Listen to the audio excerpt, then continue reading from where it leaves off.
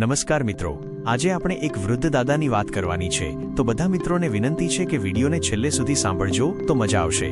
તો ચાલો વિડીયો ચાલુ કરીએ. અમદાવાદના માણેક ચોકમાં એક વૃદ્ધ દાદા રોજ પોતાનો પોટલો લઈને મસાલા વેચતા હતા. એ દાદા ખૂબ જ ઈમાનદાર હતા. એક દિવસ સાંજ પડતી વખતે તેઓ ઘર તરફ નીકળ્યા. રસ્તામાં અચાનક તેમનો પોટલો નીચે પડી ગયો. પોટલામાં થોડા પૈસા, દુકાનના ખાતા બહીના કાગળો અને પરિવાર માટે લાવેલા નાસ્તાના પેકેટ હતા. દાદાએ સમજ્યું નહીં કે પોટલો ક્યાં ગયો. ઘરે પહોંચ્યા ત્યારે ખબર પડી કે પોટલો તો રસ્તામાં ખોવાઈ ગયો છે. ઘરના બધા ચિંતિત થયા. દાદા ખૂબ દુઃખી થઈ ગયા કે મારા હાથે ખોટું થયું. બીજી બાજુ એ જ રસ્તેથી પસાર થતો એક યુવાન એ પોટલો જોઈ લીધો. ખોલીને જોયું તો અંદરથી ફક્ત થોડા પૈસા અને કાગળો જ હતા.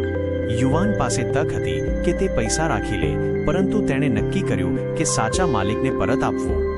યુવાને પોટલામાં રહેલા દુકાનના કાગળ પરથી સરનામું શોધ્યું અને દાદાના ઘરે પહોંચી ગયો. દાદા પોટલો જોઈને ખુશીના આંસુ આવી ગયા.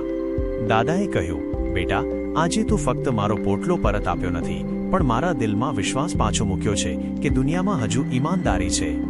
યુવાને સ્મિત સાથે કહ્યું, દાદા, પૈસા તો ફરી કમાઈ શકાય, પણ સચ્ચાઈ ગુમાવી દીધી તો જીવનનું સાચું મૂલ્ય જ ગુમાવી બેઠા. તો મિત્રો, કેવી લાગી આ વાર્તા? જો સારી લાગી હોય તો લાઇક, શેર અને સબસ્ક્રાઇબ કરી દેજો. ધન્યવાદ.